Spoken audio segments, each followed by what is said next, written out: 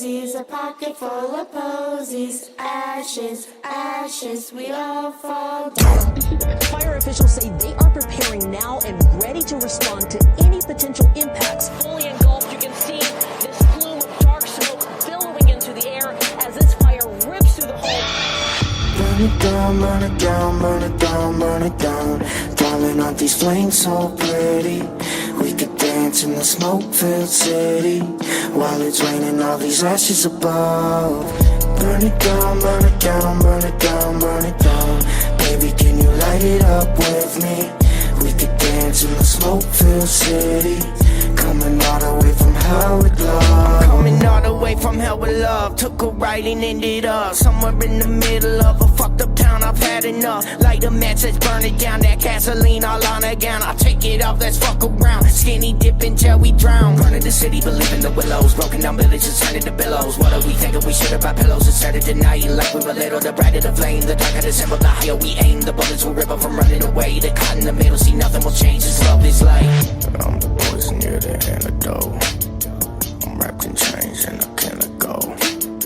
If heaven's hell, then this pleasure is pain. My only angel is a demon and she dancing in flames. So we burn it down, burn it down, burn it down, burn it down. Darling, aren't these flames so pretty?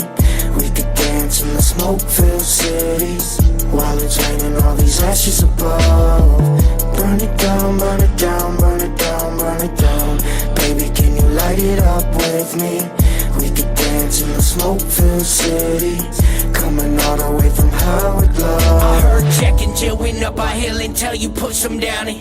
Jack tumbled and broke a leg and Jill, she kept on bouncing. Bouncing to the river where the water meets a mountain. Yeah, we laughing at the top while these flames engulf around it.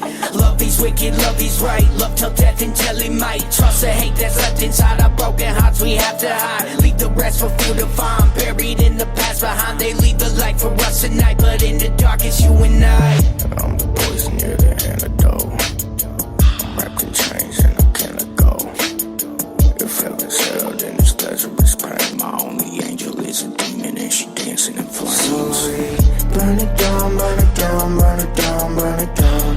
Darling, aren't these flames so pretty? We could dance in the smoke-filled cities while it's raining all these ashes above. Burn it down, burn it down, burn it down, burn it down. Baby, can you light it up with me? We could dance in the smoke-filled city, coming all the way from hell with love.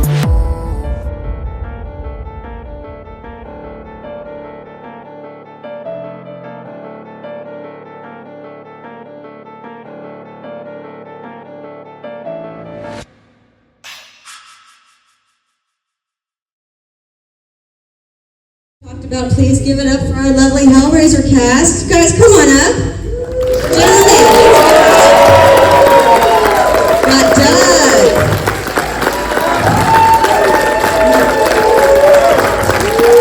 Got Sean Chapman. Oliver Smith.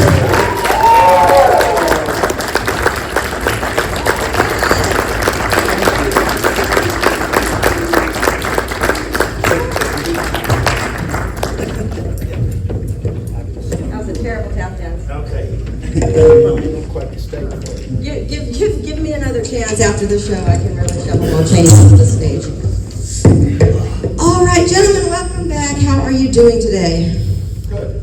Very good. Very good. Yes. It's Sunday of the Dead. We're all a little tired, right? Okay, so first things first, you know we are all Hellraiser fans here, right? Like we all love this franchise. I think it's a bit of a shit. You are not? No, it's a god-awful movie. Tell us why. I may not be being entirely serious. It's called irony, which, you know. The thing I've come to learn, living amongst you wonderful people as I have for over a decade now, is that if you employ irony as an American, you always add, just kidding. Just kidding. JK. Which completely defeats the object of being ironic. in the first place. And the most ironic thing is that absolutely nothing in the song "Isn't It Ironic" is actually ironic. There you go. So, it's a legendary movie, right? Just like our suffering, it is a legendary movie. What do you think sets Hellraiser apart from other horror films of its time? Well, I think there's a combination of factors, and as the film ages more, you look back at the styling of it and the quality of the shooting. I think what distinguishes it is the fact that it's an art house movie as much as it's a horror. And Clive, rather like a sort of Hitchcock figure, he had designed every scene in his head before he shot it. He had worked closely with Doug in preparing the film. And there is a care, a craftsmanship that's come from thinking about the design, the script, the casting, and the people he surrounded himself with technically, who were all obviously, as we've seen, totally superb. But I think the film, when you compare it to a lot of modern horror, punches you as it does because it is, it's not CGI'd, it's animatronic and it's handcrafted. And you have this wonderful thing of when you're seeing this incredible figure with the skin glistening and the veins popping and bulging and all the wonderful imagery that surrounds you in the movie, you're drawn in a way that you never are with CGI, because your brain is fogged by CGI. Your brain goes, no, it's not happening, but it's in the story, so I have to live with it. But Hellraiser is one of those films which beautifully manages the real and the unreal, and that's very much part of Clive's genius, I think. I always do this. I have to thank my friends, my colleagues here, Doug and Sean, who are so good at putting the answers to questions like this yeah, they're good at it. I'm afraid I fail in that area a bit. Nonsense. Okay, which goes? It's going very well, carry on. Ollie, what makes Hellraiser special? I don't mean what you're saying is nonsense. What I mean is it's nonsense, yes, that you don't answer completely and uniquely. So anyway, I'll shut up, you carry on. I will go back. I was reverting back to the origin of the piece. It was I was extremely happy to be cast in this little job. Didn't know at the time what was coming along with my colleagues as well. I can only revert to mention this. It was a very happy occasion. Clive Barker, who I met on that day, turned out to be quite the sweetest man in the world. He's a clever, super chap. He set up a platform for a working atmosphere that I have experienced ever since, but it was particularly good news because we were off on brand new territory here for everybody. We all got to know each other, but the departments involved, the special effects boys, the prosthetics, the camera crew, whoever it was, the actors, everybody who contributed to this film, we got off to a cracking start. And I don't think we ever went over budget. In fact, they were so pleased with what we did up to a point, the money boys, that they bunged a bit more money into it and we carried on regardless. It was a happy platform to work on. It worked beautifully. We didn't quite often get to meet each other because we were filming on different days. It's only since that we've become such chums since it does.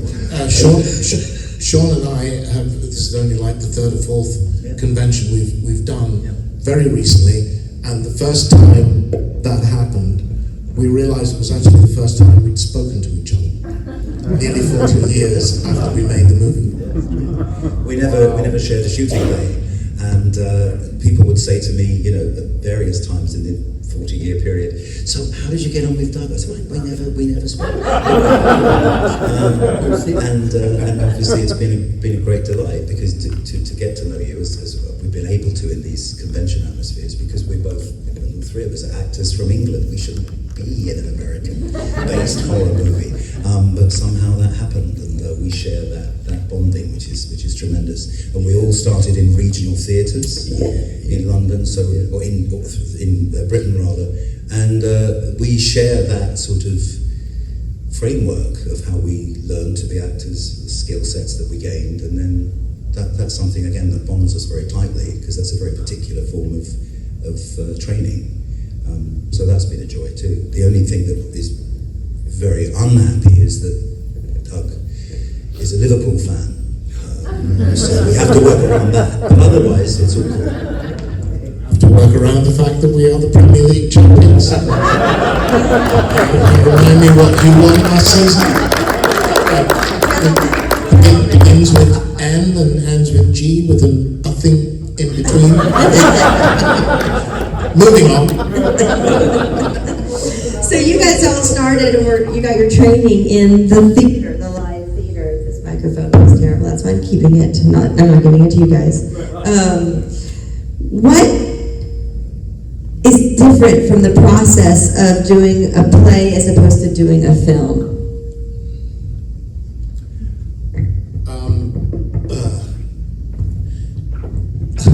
A lot. Exactly. While at the same time, it's all the same thing, if that makes any sense. The big and obvious difference is rehearsal. Usually, It depends on the level of production. is my phone even on? Yes. Going in and out too. I just Right. switched all these batteries and then. Okay. Depending on what level of production you're working at and the nature of the play, you may. Sean mentioned doing repertory theatre, which is what I was doing immediately before Hellraiser. You would have maybe 3 weeks rehearsal, which it starts with a typical read through, and then for the first week or so you stumble around with the script still in your hand, and then you reach a point where the director starts saying, I don't want to see a script in a hand on Monday morning. Which is the other big thing for theatre, is learning lines, and it's not like learning lines for movies. You can turn up to shoot a scene, depending on the nature of the scene, but it's possible to turn up to shoot a scene in the movies, not actually knowing it. Maybe being familiar with it, but you don't necessarily need to know it for two reasons. One is that by dint of repetition, before you actually get to turn the camera on, you'll probably know it. And the other is the possibility of, I'm just going to put this down. Sounds good. Can you all hear me? Good. I can hear you. Can you hear me at the back? That's another thing about Theater voices. theatre, which is often referred to as shouting in the evenings. Yes. So you learn line. The other thing I was going to say was that very often you'll find that on the floor, when you start to work a scene for a movie, things change, and dialogue may change, and things may happen spontaneously. It's not an approach I take. I do turn up knowing my lines and tend to get therefore annoyed when things start changing. But if you learn lines for the movies, you could give me a scene now and I could learn it well enough to know that if we shot the scene in an hour or so's time, I would know it. And if I'm not quite sure what I say next, I can always say, I'm terribly sorry, line, and you'll be given the line and go again. When you learn things for the theatre, you can learn the lines in the morning. You have to come back to them in the afternoon and know that you still know them, and come back the following morning and know that you still know them. Beyond that, when you finally get it in front of an audience, you're in control as an actor. When the curtain goes up, the director has no control over what you're doing. And you start to tell the story at the start of the story, and you go through the chronological process of the story until you reach the end. When you shoot a movie, you as an actor have absolutely no control over what's going on. And even after you've given your performance, you have no control over what's going on, because that wonderful line that you think you nailed and delivered perfectly may get cut out of the scene, or you may find that it's being delivered with your back to the camera, or you may find that the scene has been deleted from the movie entirely. You have absolutely no control over that process whatsoever. The other difference is that on stage you do as I'm doing now, which is not addressing individual members of the audience, but I'm trying to make sure that everybody in the theatre can hear me, and I'm pitching my performance that way. In cinema, the performance goes that way, because everything's channeling from you to the camera, and particularly if Michael Caine did a brilliant masterclass on acting, which was full of obvious little points of saying what happens when the camera comes in extreme close, which is that you can't move, and you can't move your eyes. I mean, if you're the camera and I'm looking there, and we're in here, if I suddenly look at you, the audience is going to think, what the fuck's going on over there? So you can't do it. You have to hold focus and concentration. You have to make sure you hit your mark and your light precisely, which in the theatre is not absolutely essential. You don't have to be in exactly the same place all the time, but that matters to know that you're going to be lit and in focus. Focus being nothing you have to worry about in the theatre. And of course, as I said, when you're shooting a movie, if you forget your line, we call it drying. I think Americans call it going on. Yeah. Yes. In the movies, you can say, "Oh God, I'm terribly sorry." What's the line? Thank you. I apologize. I'm sorry, and you go back and do it again. In the theatre, when that happens, there's a lot of silence, and if you're lucky, when I forget my line, Sean might know what I'm going to. He may say something like, I suppose you're wondering where you're going to go tomorrow afternoon. That's right. I'll say, do you know what? Yes, it's exactly And on we go, and there are legendary stories of all of that. Well, one of the ones I love about that particular kind of crisis you have in live theatre is repertory production. You're doing an Agatha Christie play, and the villain comes on, and the leading man pulls out his pistol and doesn't go off, and he's standing there with the thing going click, click, click, click, and you know, a few seconds go by, and you're thinking very quickly, and he rushes up to the villain, he kicks him right in the ass, or really hard. And of course, the villain knows that's his kid, and he dies. Just drops it. If he doesn't die, He kicks him hard in the arse. That's right. The villain drops to the floor, and he turns to the audience and said, "Thank God for these poison boots."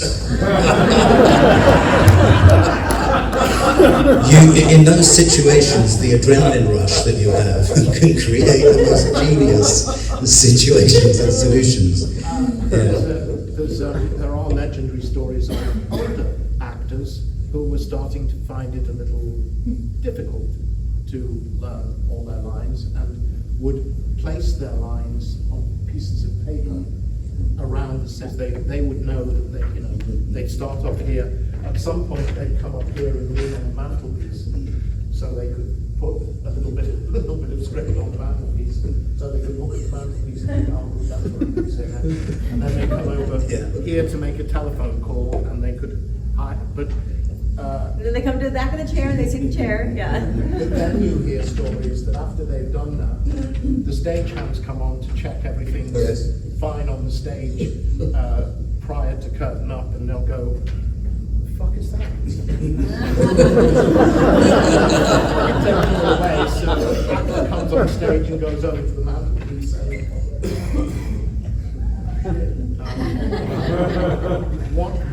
one of the greatest actors who ever drew breath, Laurence Olivier, who I never saw on stage, but I had a close friend whose parents saw most of his career on stage, all his great performances, Richard III and Othello and so forth, who insisted if you didn't see Olivier on the stage, you had no idea what he was as an actor. He had terrible trouble learning his lines. He was really not good at it. And there's a fantastic story of him coming unstuck. He was in a Greek tragedy. I don't remember which one, doesn't matter. But as you know, very often in Greek tragedy, the terrible events happen, but they don't happen on stage. They happen off stage and they're reported. And this was a case in point where a messenger brings a scroll on to give to Olivier's character. And Olivier had thought, great, I don't need to learn this. I can have it on the scroll, because he would then unravel it and read the scroll. Came the night, the messenger brings the scroll on, he unrolls the scroll. The actor has picked up the wrong scroll. It's blank. And Olivier unrolled it and realized it was blank and realized he didn't know what the fuck he was supposed to be saying. Quietly rolled it back up again, handed it to the messenger and said, "You read it."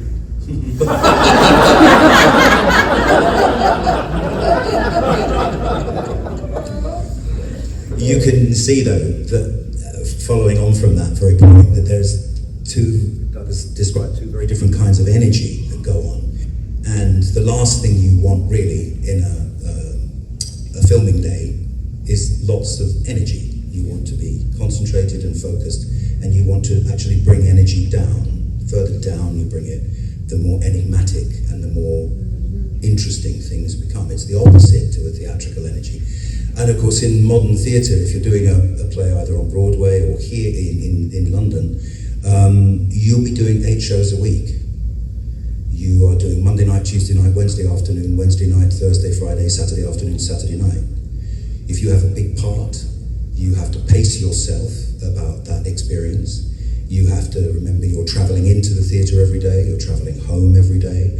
So the whole thing becomes, it fills your world. You wake up in the morning and the first thing you think of is the play. You can't help it. And the key thing is that the more you do the play over a 6-month run, say, the more unreliable your memory becomes. Because there's a part of you that just goes, really? Again? Are we doing this again? You prepare, you go out, you do your warm-up, you do your vocal warm-up, whatever it is, you go out there. But there's always an element, there's always that thing of, will the line come? And for the first few scenes, you're going to feel that. Then hopefully there'll be some relaxation and you go into glide mode. But that's a very different thing to what we were doing when we were making a movie like this. And it's a tribute to Clive's sense of what movie making was and is, that he was able to control the tensions and the qualities of interaction in the film as brilliantly as he did as a first-time director. He was very interested in theatre and he'd worked a lot in theatre. He was very interested in how it worked. And he brought those skills. I think the best film directors are people who have been very good theatre directors, from everyone from Bergman through to Olivier and so on and so forth. They understand pacing and they understand contact and connection, and that is what makes a good movie a good movie. It's the interaction of people, not special effects, not bright lights, and whatever.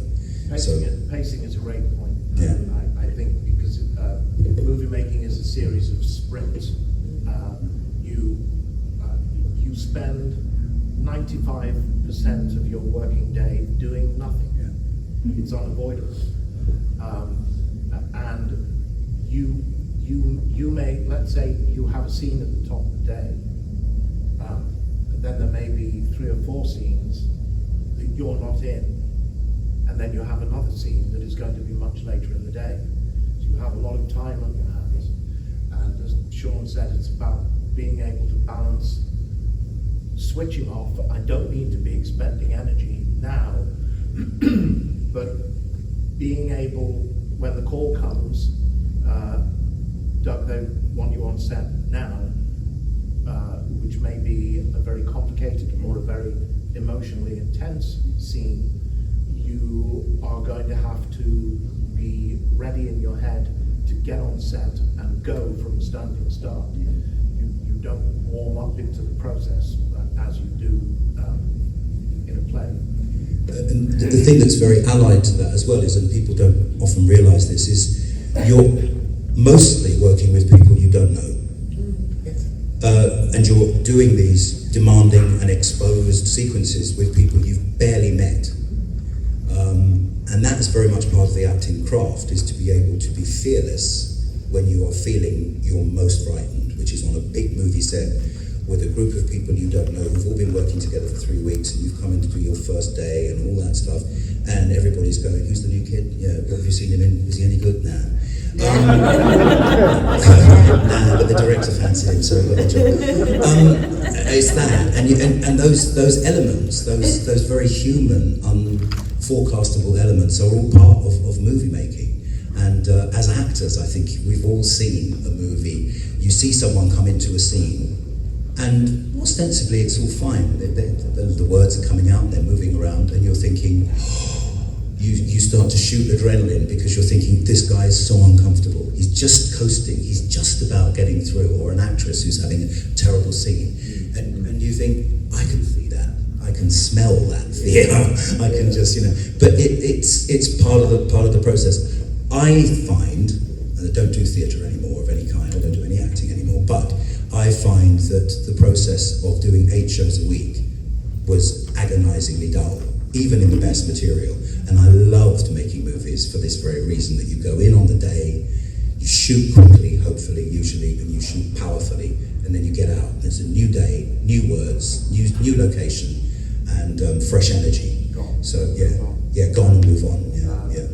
I'm the complete opposite. I take comfort in repetition. No? Yeah, I love my 8 shows a day for 6 months. Please. No. I like repetition. I mean, but it depends. So, I mean, I've been in plays where there's always the adrenaline rush that takes you through the insanity of the technical dress rehearsal when you see everything fall apart before your eyes, and then the dress rehearsal, and then first night, and all of that is a massive adrenaline surge. And I've been in things where after the first 2 performances I thought, I have nothing else to find in this thing, like sometimes doing pantomime can be a bit like that. And that's when you have to find the energy in yourself as an actor to make sure that doesn't get better. Because always, no matter how bored and fed up you may be with the play that you're doing, and whether you think it's not really a very good production and the cast isn't very good, is irrelevant. When the audience comes into the theatre on this particular Tuesday night, it is the one and only time that this play will ever be performed in this way, in these moments, and you have to make it live. And there's that wonderful thing in Hamlet, isn't there? The advice to the players. Shakespeare writes this wonderful thing of a kick up the backside to all actors. He says, there will always be in that audience, even if it's 10 people in a tiny town, or whether it's a 1,600 seat theatre, there's always going to be one person at least in that audience who is cleverer, sharper, brighter, wittier, more with it than you. So make sure that you work for them. Make sure that every standard, every choice you make is for the highest quality, right, the highest level. And that way, that's been, it's wonderful advice, because it's that keeps you motivated to do your best work. And it's invariably true. There's always someone out there who's seen the play 20 times in different productions and is usually an expert in the material or whatever, and you meet them after the show in the bar. You meet them in the bar, and they will tell you. Usually without any irony. That's the instinct prevails anyway. Don't you go out and feeling that. That's not something you have to sort of whoop up in your head going out on stage. You're obviously going to do your instinctive best. And if you like it up, we all know that one. It's rare, but it's a shock. Productions where I've been aware that some people were, as we say in the UK, phoning it in. Oh yeah. That they're doing the bare minimum to get by in the performance. And for me as an actor sitting in the audience, having paid good money for the privilege, it's very annoying when you see it, but you do witness it sometimes. You're there to serve the play, that's the key thing, and that's, as long as everybody in the company believes that, and not everybody always does, you're there to serve the material. And if you've said, yes, I'll do this play, it's been sent to you, you've read it, you think it's wonderful, or you don't. If you don't do it. But if you think it's a wonderful play, then there's a great sense of, I want to make this play as good as it can be. I mustn't get in the way. That's at least is another thing, isn't it? Don't be the thing that gets in the way of the play being good. So yeah, Don't be the only bad person. This is an unsung piece. Everybody's going to be thinking along the same lines as that. And I would say 99% of the time, that's always true in theatre and in cinema. And it kind of wraps around to the first question. One of the key things that Clive got right was the casting, with one or two exceptions we don't need to talk about, but generally speaking, all the key parts were cast faultlessly. I don't think you could improve on Ashley as Kirsty. You can't improve on what Claire did as Julie's extraordinary performance. You can't improve on Andy's contribution both as Larry and then as Frank in Larry's Skin. Such a gap between those performances because Larry is such a milksop. And Andy, I've heard Andy say in Q&As that was the hard part for him. Playing Frank in Larry's Skin, all the Come to Daddy stuff and Jesus Wept. For him, that was easy. But being so restrained and so pathetic as Larry was hard work. And there were you always arrive at the beginning of making a film, and sometimes the pieces all fall into place, and sometimes they don't. And Hellraiser was an example of where they did. Robin Vidgen's role in the success of the movie, who was the director of photography, cannot be underestimated. Clive had not directed a grown-up movie, if I can use that phrase. There's a wonderfully apocryphal story, which I believe to be true, that Clive arrived on day one and went on to set, and he said,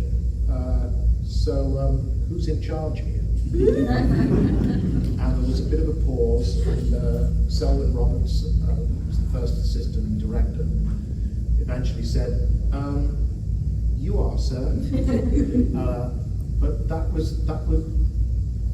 sense of naivety that Clive came to the movie with, while Sean said, had it all in his head, but he didn't understand the technicalities of cameras and lenses and lighting and all of that. And if what we call in England a job's worth had approached that job as director of photography, could have seen Clive coming a mile off and thought, this is great, I can run rings around this guy morning, noon and night, and we can all have an easy ride, because he doesn't know his arse from his elbow here. Robin did exactly the opposite. Clive would describe to him how he wanted something to look, and Robin would say, I can do that. I can do that, but if I do that, we have to do this, we have to do that. And there was a trade-off going on. At some point, Robin took Clive aside and taught him lenses, and I remember how that dialogue then changed on set to Clive saying, you know, Robin, can we put a 35mm on this? And hearing Robin saying good-naturedly, why the hell did I teach this guy how to do it? Now he not only knows what he wants, he knows how to get what he wants.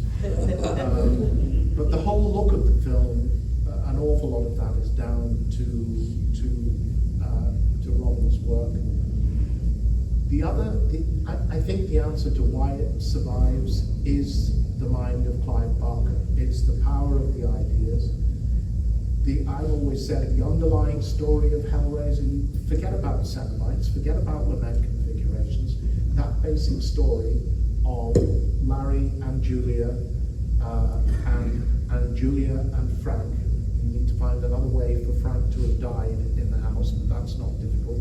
Frank coming back to life, the skinned man, Julia going out and bringing businessmen back and beating their brains out and feeding blood to her lover to bring him back to life, and then Frank in Larry's skin, and you need to find another way for Kirsty to save the day, but you can do that.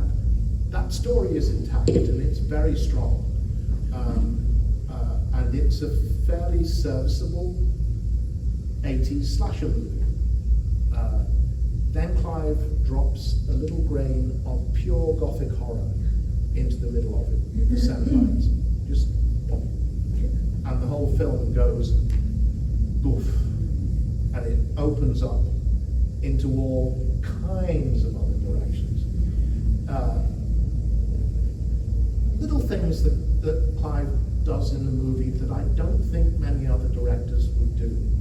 Skinned Frank. Putting a skinned man on the screen, most of the time would be one of those. Boogeyman. Yeah, and for the audience to go, oh my God, it's a man with no skin on. Clive does that, and then he says, well, come and spend some time with a man with no skin. and hear him talk, and drink red wine and smoke a cigarette, and be in love. And profess love to a woman. There are very, very few people who would go to that place, and you need to have a head as fucked up as Clive's to be able to do it, but also a mind as sharp and clever and witty as Clive's to make that work, to make you accept that a dead man with no skin is wandering around behaving like an ordinary human being. That's the strength of it all. And if I may say, because it's driven by your own work in the film, the business of people, hell, devils, things like that. I was talking to someone today out there during a signing, and we were talking about this very thing. The last thing you expect if somebody says, well, hell, does it exist, and are there devils in it? Yeah, but whoa, they are extraordinary. They're people you want to mingle with or get to know or listen to, instead of them being little creatures with forked tails and so on and so forth. They're these fascinatingly tuned in, turned on figures, and that element of the film, the sexual element of the film, the BDSM imagery of the film, was not current in most ordinary media at the time. It was all underground. It didn't exist, of course. Body piercing, body modification, not as familiar as I mean, all the colouring of skin that's come since that time. I'm not saying that's down to Hellraiser, all the tattooing that goes on now, but very much the film unleashed from underneath the culture that was in Europe and here, I think, at the time. There was no internet, there was no streaming. If you were interested in this material, you could either read the Marquis de Sade or go to a grotty bookshop and buy a magazine. And what the film did was tap into a huge amount of energy that was bubbling up in the subculture in Europe and here too. And suddenly the club scene in London exploded with all the art students and all the girls from the Royal Ballet School turning up at Skin 2, the rubber club. And it was a golden era. It was wonderful. I had to be there. And it didn't actually hurt being Frank in that situation. So, Sean will be doing a but private I've always loved the fact that energy, that sensual energy that the film unleashed is even more obviously unleashed by the film. Now I see more clearly that it did that. Yeah. At the time, I didn't know that was really what was happening. As Ashley said to us at LeatherCon, I think it was Vegas, she's like, it was like a gay dog whistle. You know, for the leather community, right? Yes. I'm not sure necessarily about the gay bit so much. I slightly disagree with her on that. It's not been slowed down. You all know Clive, you know it is. But yeah. Anyway, The dog whistle thing, I think, The dog is whistle, apt yeah. in terms of it, yeah. So we have time for 1 or 2 audience questions. Who's got it? Raise a hand in the back. That's the same question. Was there anything from the movie that you stole or took home, like a prop, or like anything you still have from the Hellraiser film? Anything from the Hellraiser films you took home? the last time we were asked this question at a convention, we discovered that Claire had stolen her earrings. That's right. That's right. I think that the question was about design elements, other than something involving yourself, a design element in Hellraiser that drives the film. And Julia's earrings got a couple of mentions, and I think the question was put, whatever happened to the earrings? Claire very calmly said, "Oh, I don't know, darling, they may have fallen into my handbag." I have one lament configuration from Hellraiser 3, nothing to be excited about. It's what we call the hero box, a block of wood with bits of metal glued onto it and lacquered over the top. But I noticed that the director, the sadly late Tony Hickox, was giving these things away to various girlfriends who came to visit him on the set, of which there seemed to be a never-ending line. And I watched this and I thought, for fuck's sake. So I said to Paul Martin, our AD on Hellraiser 3, Tony's giving all these boxes. He said, "Do you want one?" I said, yeah. So I got that and I kept. When we moved from Cricklewood Production Village to Pinewood to make Hellbound, it felt like moving up in the world. To me, Hellraiser was my first movie, Hellbound was my second movie. To be going through, being driven in the back of a very nice car through the gates of Pinewood on my first morning for Hellbound was I couldn't breathe moment, because this was Pinewood fucking Studios that I was going into, and I'm intensely aware of everybody who's gone in through there before me and everything that's been filmed in there. It was a wonderful, wonderful rush, and we had dressing rooms, which we did not have at Cricklewood Production Village anyway, with our names written in beautiful copper plate handwriting, handwritten, and I kept that. I kept a piece of the makeup, but I didn't know how to look after it, and it desiccated. So it crumbled away to dust, as we all will. Did you take anything from set? I've never heard that question, and I wasn't at the one where Julia had her earring moment. I think she also mentioned how her shoulder pads as well. No, I never took anything from there, but I think Clive stole my leather jacket. Because it just wasn't there one day. It's a jacket that I had, that I owned, that we shot, where Frank comes into the first one. It was my jacket, and then we did this thunderstorm at the doorway, you know, it's Frank, it's Uncle Frank, can I come in? Get him on the phone, get and see if he's still wearing it. And it was taken away to be dried, because it was my own jacket after the scene. And never seen it again. So I hadn't actually put two and two together till you asked that question. Clive's got the jacket. Did you take anything? Yes, I did. I was given a present. In Hellraiser 2, I played Mr. Browning in Hellraiser 2. Ken Cranham puts me on this, the blooded mattress. Oh, no, it becomes blooded, but he puts me on it. It's loony, right? I scratched myself, it was razor blade. Blood everywhere. I think, Ollie, everyone here has seen that scene. Oh, Nobody is ever going to forget it. It's the modesty in me, damn so. Okay, cut to the end of all that, and as Mark was sliding across the scene to be mounted by Deborah Jo was the climax of the entire movie for me. But getting back to the dressing room at the end of a big long day, we started at the crack of dawn and finished very, very late. It was a long one. And a happy occasion for all its hard work. When I got back to my dressing room, there was a bottle of whiskey waiting for me there with a little pretty little message that said, "Dear Ollie, sorry it's been such a long, hard day. We'd love the production office." I took that home with me. The budget? The whiskey. I had my 21st makeup application during Hellbound, counting from the start of Hellraiser, and they gave me a 21st birthday party, a big birthday card, which I still have. I've forgotten about that, but I still have that, and flowers and champagne for my 21st birthday.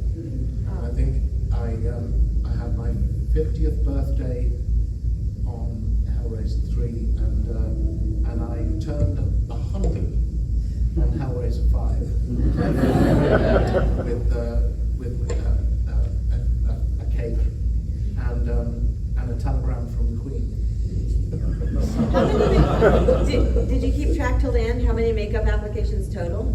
Or did you lose track after 100? I never knew. I wasn't counting. Yeah. People were counting for you. That was Inferno. So then we did Hellseeker, Deader, and Hellworld. I imagine it would be it must have been getting close to 150 thereabouts.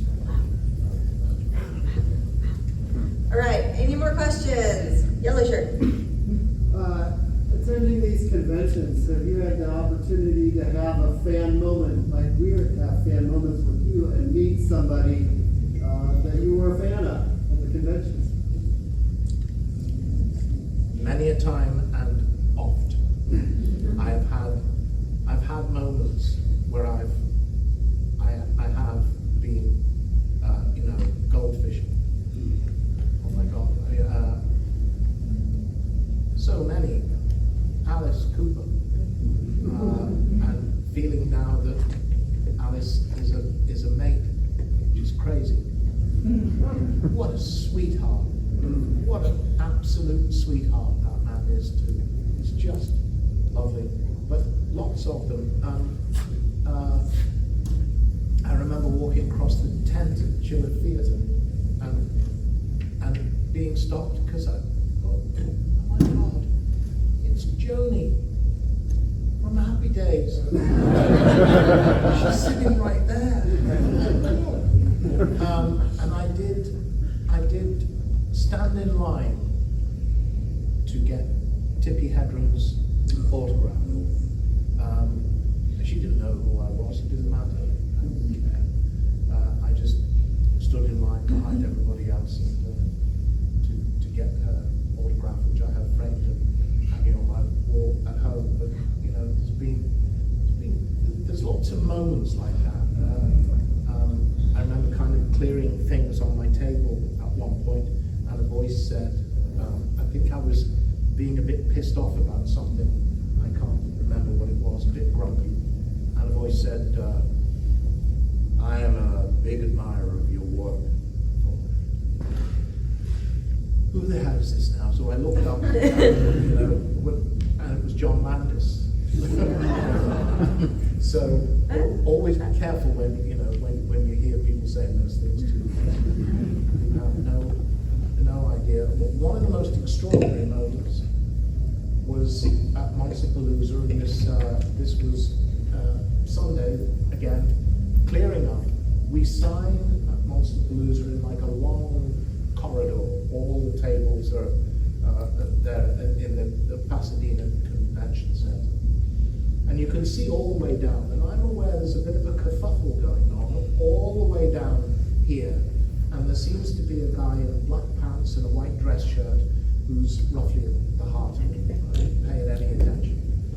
Carried on clearing up stuff on my table, and I look up and register that here's this old guy in the black pants and the white shirt walking past my table. So I thought, well, that's who it was. And I carried on. I thought, that was Dick Van Dyke. Oh. And it was.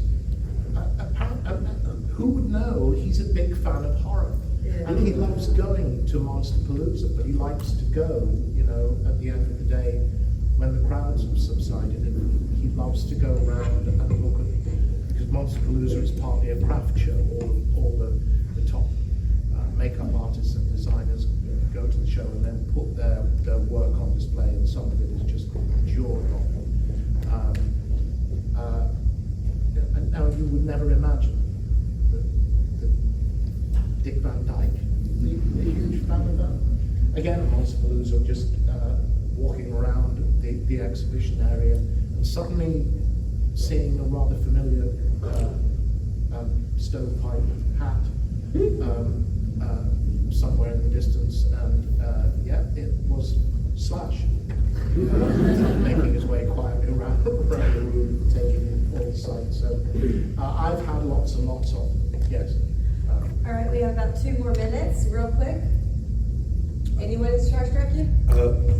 I follow that, and also you have a situation where when you're working as an actor, you're always meeting actors who you've admired, whether that's on the screen, on a set, or in the theatre. So multiple times, yes, multiple times. I've suddenly been doing a scene with someone I've admired for years, yes. Yes, and it's just lovely people. I'm always talking about. I had the pleasure of working with the late great Gail Honeycutt, a beautiful woman, on Elstree, Little Joy, playing a baddie. We had a lovely 2-act thing together, and that was one little moment in my life. I couldn't get over that. And the other one was Morris on an episode of Doctor Who I did.